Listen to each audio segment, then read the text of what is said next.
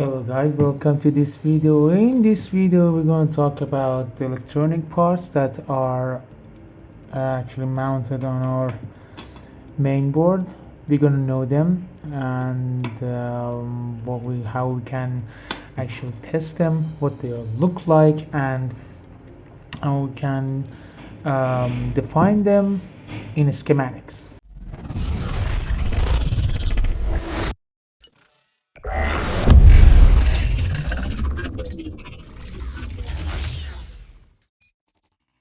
We're going to start with the most used elements on our board. It's called capacitor. The schematic shape is like that and has been shown with C. Most of the capacitors are colored in brown. If I can show you here, as you can see here, this is a capacitor here, and here. These are capacitors. How we can test them? Well, the thing is about testing the capacitors, most of the time you have to take them out of the main board to test them. Testing them on the main board itself most of the time confuse you. You know, when you have a shortage or something like that, especially when the capacitor is being mounted in parallel mode, you cannot test it. Because if the circuit's gone shortage and you try to test it, when you put the props on both sides of the capacitor, you will hear a buzz. If the capacitor is okay, you will not hear a buzz, but it's been damaged or leaked, there is a problem with the capacitor. So testing it on the board is not very good idea. You know, you have to test it with the multimeter. It's been put on diode mode or at the buzzing mode, and you're gonna put them like this. You won't hear a buzz, as you can see here.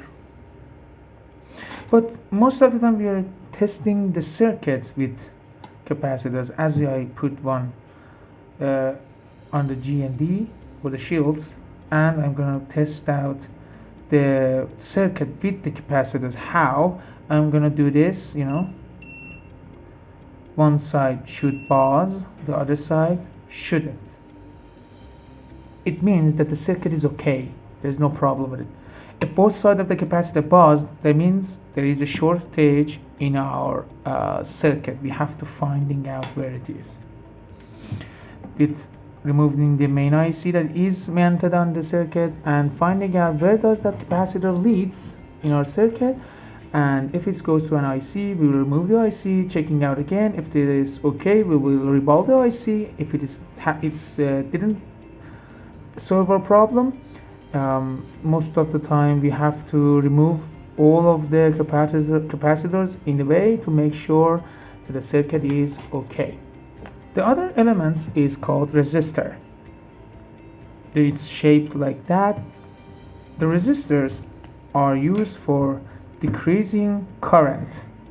Current is shows, you know, the signature is A for ampere. It's decreasing the ampere, not the voltage. The capacitor actually controls the voltage, not the ampere. It controls the voltage. The resistor is actually for decreasing the amperes, and if I'm going to show you where is a resistor, this here is a resistor here, if I'm not mistaken. Resistors are most of the time colored in black, you know, shiny black, and the thing is, you have to actually test them in ohm mode. When you put them in different ranges, I'm putting on both sides of the resistor, checking for the number. I will check on all our ranges. If your multimeter is an auto range one, your job is much more easier than this. I'm gonna put it on 200, checking it out.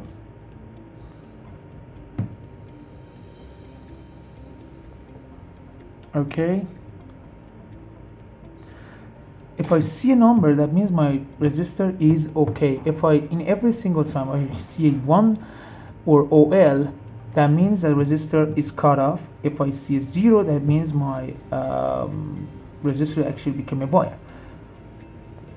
But if your resistor is a 0 resistor or a fuse resistor, they are shaped like that. They also been signatured with R. In all the methods, it will show you 0. They're also colored in shiny black. Do not look for any other color.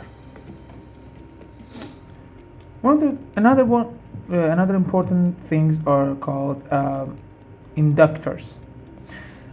Inductors are like this, shape in the schematics, signature with L, and we have two types of inductors. One is an simple inductor for controlling the current, and we have another one that is for controlling the current. If current goes too high, it will be diffused and actually open the circuit, will not let the ICs or other circuits get damaged. They are called FL or LB. They also shaped like this and this. These are fuse inductors. They are most of the time colored in, if I can't find one around here, this could be an inductor here. They're also most of them colored in dark silver here, if you can see it, and most of the time they are buzzing. If I put on both sides, as you can see,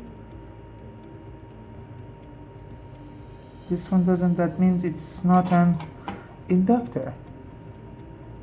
It could be capacitor. The thing is, the color is not showing you anything.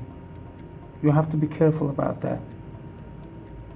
If I could find an inductor around here, that would be very good. Most of them, if I'm not mistaken, as you can see, they're all resistors. You know, my eyes cannot catch an inductor here. Here is one inductor, right here. I'm going to test it, making sure it's an inductor. As you can see, it is buzzing. This one looks like an inductor, but it doesn't buzz. There are two things. I'm mistaken. This is a resistor actually, or it's been damaged. I have to make sure about that. I have to check the schematics to make sure about that. Another thing is called bobina, or the bobbin. The bobina is actually an inductor too. They're shaped like this, and therefore increasing the voltage. They're all shaped like big barrels. Here, if I can show you, if you remove them out of the circuit, they will buzz. They have to buzz. Diode, very important part. Diode is signatured with D. A black shaped elements. If I could find the diode here.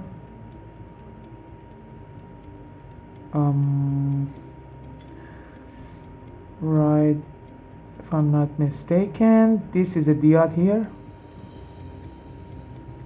As you can see, shaped in black. 2 poles. It's actually polarized, and the polarizing you have to. Now what diode is is a polarized one. For testing the diodes, you have to put your multimeter in diode mode here and put your probes on both sides of the diode and then replace them. Into these two terms, you only have to see one number. If you see two numbers, that means your diode does have a problem. If you don't see any numbers, only see one, that means that your diode is actually malfunction. Most of the diodes are actually being malfunctioned. There is a hole in them. If you see underneath the microscope, you will see a hole in it. That means your diode needs to be replaced. There is another diode, of course, it's called Zener diode or DZ. They are most of the time shaped like that. Sorry. If I'm not mistaken, it's like that. The Zener diodes actually been mounted on the PCB in parallel, and that means one side of them are always on GND. It's also, we can test it like the diode itself. There is no difference between them, but the diode Zener is actually for breaking the voltage. You know, it doesn't let your consumer use more voltage than it should. It's called Zener diode.